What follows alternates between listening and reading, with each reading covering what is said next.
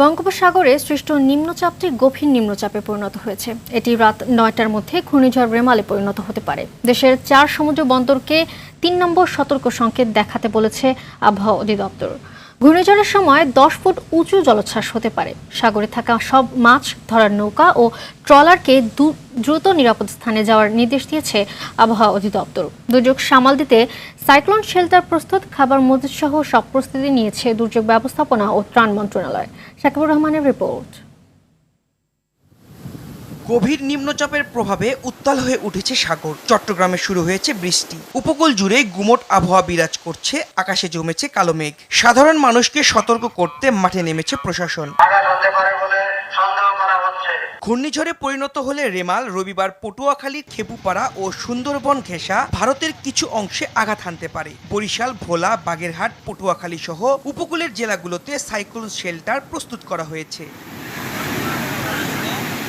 আবহাওয়া অধিদপ্তরের পূর্বাভাস, গভীর নিম্নচাপটি রাত ৯টার মধ্যে ঘূর্ণিঝড় রেমালে রূপ নেবে। রবিবার সন্ধ্যা ৬টা থেকে ঘূর্ণিঝড়ের অগ্রভাগ উপকূলে আঘাত হানতে শুরু করবে।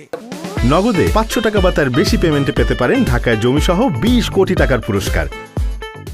বাংলাদেশের দক্ষিণাঞ্চল উপকূল, যেটি আপনার খেপুপাড়া এবং পশ্চিমবঙ্গের আপনার সাগর আইল্যান্ড, এই দুই উপকূলের মাঝ দিয়ে এবং খেপুপাড়ার নিকট দিয়ে এটা অতিক্রম করার সম্ভাবনা আমরা দেখতেছি আগামীকাল ২৬ তারিখ রাতে।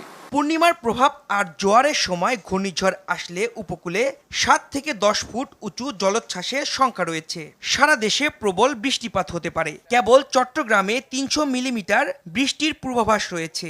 এতে পাহাড় ধস হতে পারে। নর্মাল টাইপ থেকে ২ মিটার জলোচ্ছ্বাস, ২ মিটার দ্যাট ইজ ৭ ফিট পর্যন্ত হতে পারে। আর সেটা যদি বাটার সময় হয় তাহলে হয়তো দেখা যাবে কমে এটা ৫ ফিট, ৪ থেকে ৩ থেকে ৫ ফিট এরকম হতে পারে। সারা দেশেই বৃষ্টি হবে এবং ভারী থেকে অতি ভারী বর্ষণ। কোথাও কোথাও আপনার ২৪ ঘন্টায় ৩০০ মিলিমিটার পর্যন্ত বৃষ্টিপাত হওয়ার সম্ভাবনা আছে। বিশেষ করে চট্টগ্রাম এবং কক্সবাজার এই সমস্ত জেলাগুলিতে এর যে প্রভাবে ওই বৃষ্টিপাতের পরিমাণটা বেশি হওয়ার সম্ভাবনা আছে। রেমালের দুর্যোগ মোকাবেলায় সচিবালয়ে জরুরি সভা করেছে দুর্যোগ ও ত্রাণ মন্ত্রণালয়। উপকূলে সব জেলাকে প্রস্তুতি নেওয়ার নির্দেশ দেওয়া হয়েছে। পর্যাপ্ত খাবার, ওষুধ ও পানি বিশুদ্ধীকরণ ট্যাবলেট মজুত রাখা হয়েছে। ৪,০০০ আশ্রয়কেন্দ্র আমাদের উপকূলীয় আছে, সেগুলি আমরা প্রস্তুত রেখেছি এবং খাদ্যর জন্য যে আমাদের প্রত্যেকটা জেলায় যে পর্যাপ্ত খাদ্য গুদামে আমাদের টিন, আমাদের শুকনো খাবার, যে সমস্ত জিনিস আমাদের দরকার হবে সেগুলি আমরা মজুত রেখেছি এবং ভবিষ্যতে আরও প্রয়োজনীয় জন্য আমরা ঢাকা থেকে যাতে আমাদের সাপ্লাই দিতে পারি সেগুলির জন্য আমরা প্রস্তুতি নিয়ে রেখেছি। দুর্যোগের ক্ষতি কমাতে উপকূলের বাসিন্দাদের নিরাপদ স্থানে সরে যাওয়ার আহ্বান সবার। শাকিবুর রহমান, RTV, ঢাকা।